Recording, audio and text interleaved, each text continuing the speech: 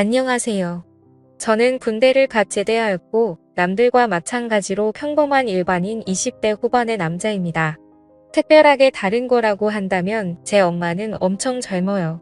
21살에 저를 낳았다고 들었습니다. 요즘은 평균 30대에 결혼한다고 치면 저는 정말 일찍 태어난 것 같죠. 그리고 우리 아버지는 저와 제 엄마와 같이 살지 않았습니다.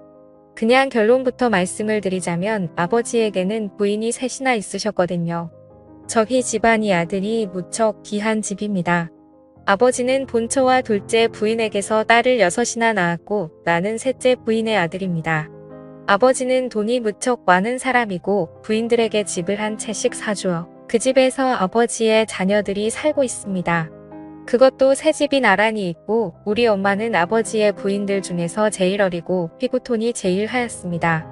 아버지는 일주일에 3번은 오셨습니다. 아버지는 키가 184cm입니다. 게다가 남성미도 넘치셨었죠. 엄마는 아버지의 방문을 준비하는 낙으로 살고 있는 듯 했어요. 아버지가 좋아하시는 음식, 아버지가 좋아하는 음악을 틀어놓고 아버지만 기다렸으니까요. 아버지는 유일한 아들인 나에게 교육비를 아끼지 않으셨고 나는 열심히 공부를 해서 엄마와 아버지에게 인정받는 낙으로 살았습니다. 사실 그것은 생존 본능이었어요. 6명의 누나들은 나를 시기했고 미워했습니다. 지나가기만 해도 노려봤어요. 특히 작은 엄마는 나를 안 보이는 곳에서 밀치기도 했습니다. 그런 일을 당했을 때 엄마에게 바로 말하지 않은 것은 아빠를 나눠 가진 큰엄마, 작은 엄마의 스트레스를 나도 이해할 수 있었기 때문이었습니다. 할머니는 설에 나에게 가장 많은 세뱃돈을 주셨고 나에게 이 집안의 사업을 이어받을 유일한 장손이라며 계속 열심히 공부하면 많은 것을 물려줄 것이라고 호언장담하셨다. 그때 누나들의 표정을 잊을 수 없어요. 자기들이 물려받을 재산을 저 어린 놈에게 준다고 하며 도끼에 찬 그 눈빛을 말입니다. 그 당시 유일하게 웃고 있었던 사람은 아버지와 젊고 예쁜 내 엄마뿐이었어요. 아버지는 월수 금요일에 우리 집에 오셨고 기분 좋게 저녁 식사를 한 후 나에게 일찍 자라고 했습니다. 나는 두 분이 뭘 하려고 하는지 다 알고 있음에도 불구하고 아버지의 말을 들어줄 수밖에 없었어요. 아버지는 엄마에게 젊은 부인과 일을 치르니 젊어져서 좋다며 매일 와서 같이 살고 싶은데 조강 지쳐버리면 벌 받는다고 미안하다며 엄마의 머리를 쓰다듬고 가셨습니다. 나는 엄마 옆에서 곤히 잠든 척했고 아버지는 매번 내가 잘 자는지 확인했습니다. 엄마는 쟤는 한번 잠들면 옆에서 대포를 쏴도 못 들어요 라고 했습니다. 사실은 그렇지 않았어요. 그냥 잠든 척하고 있었을 뿐이었죠. 엄마는 나를 잘 키워서 아버지 사랑을 독차지함과 동시에 아버지 재산을 많이 차지할 생각을 하고 있었어요. 너무 속보이는 엄마가 여우 같다고 생각했지만 한편으로는 그런 의지를 가지고 사는 젊은 엄마가 안 돼 보이기도 했습니다. 그러던 어느 날 엄마와 아버지가 드라이브를 하다가 교통사고가 났습니다. 엄마는 크게 다쳐서 요양병원에서 살고 계신 지 벌써 8년이나 되었던 거죠. 아버지는 운이 좋아 몇 주간 입원 치료를 받고 쾌차하셨습니다. 나는 엄마가 없어 큰엄마의 도움을 받아 끼니를 해결했고 아버지는 그런 나를 더 안쓰럽게 여겼어요. 큰엄마에 대해 설명하자면 딱 봐도 맏며느리감입니다. 통통한 몸매에 넙대대한 얼굴, 호탕한 성격의 소유자이십니다.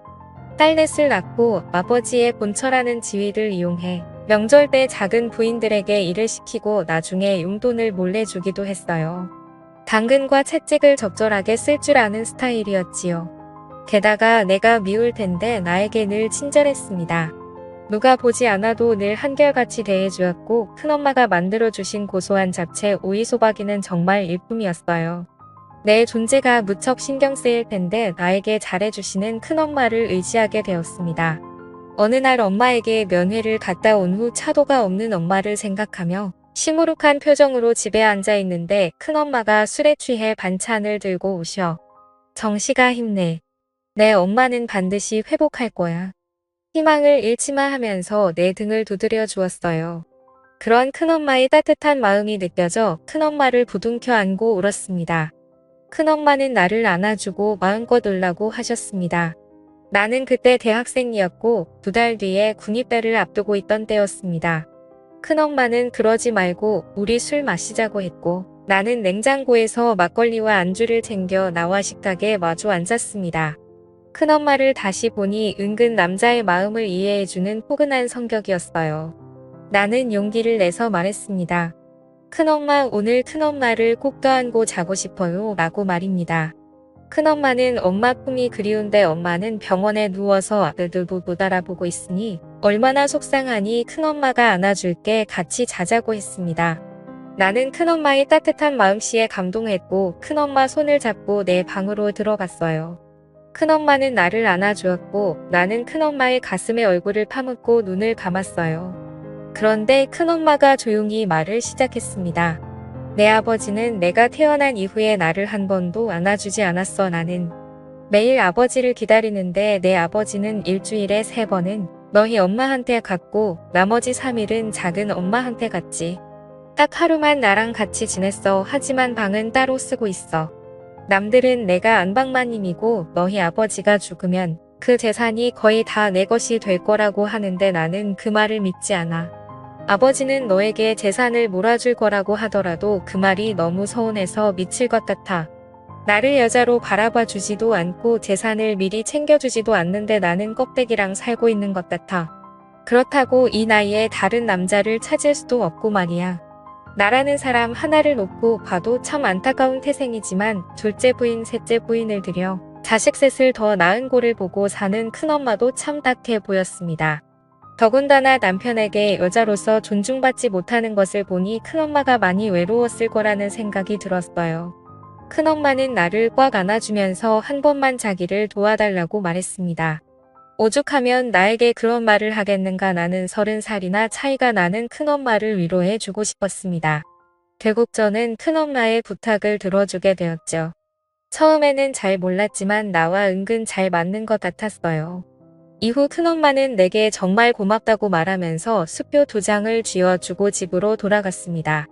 큰엄마의 한 맺힌 인생을 생각해 보니 가엾기도 했고 중년 부인의 매력을 알게 되니 만감이 교차했습니다. 큰엄마는 그날 이후로 반찬을 갖다 준다는 핑계로 우리 집에 자주 왔고 내가 좋아하는 막걸리도 준비해서 말입니다. 우리는 만날 때마다 즐겁게 시간을 보냈고 큰엄마는 점점 화색이 돌기 시작했습니다. 아버지는 큰엄마에게 요즘 즐거운 일 있냐고 물었다고 했어요. 큰엄마는 당신 같은 바람둥이는 알 필요 없다고 했다 합니다. 나는 귀여운 우리 큰엄마에게 오랫동안 비밀 남자친구가 되어주기로 결심했습니다. 그리고 나는 군에 입대했습니다. 어느 날 큰엄마가 면회를 왔어요. 엄마는 여전히 의식을 못 찾는 상태라고 하네요. 그리고 맛있는 음식을 잔뜩 사주시고 돌아갔습니다. 큰엄마의 면회는 여러 번 이어졌고 나는 제대를 하게 되었습니다. 큰엄마는 대놓고 우리 집에서 잠을 자고 갑니다. 아버지는 그런 큰엄마의 행실을 눈치채는 것 같았지만 큰엄마는 술 마시다가 취해서 잠이 들었다고 발뺌을 합니다. 큰엄마는 자신이 관리를 잘하는지 점점 젊어지는 것 같고 살도 빠지더군요. 그런 노력하는 모습에 큰엄마가 너무 예쁘고 좋아서 큰엄마를 외면하지 못하고 있습니다. 이런 내가 잘못하고 있는 것이라면 벌은 나중에 받겠습니다. 하지만 큰엄마를 외면할 수는 없습니다. 아버지는 사람은 늘 돕고 살아야 한다고 하셨으니 나중에 우리의 사이가 들키게 되면 이게 다 아버지 때문이라고 대들어 볼 생각입니다.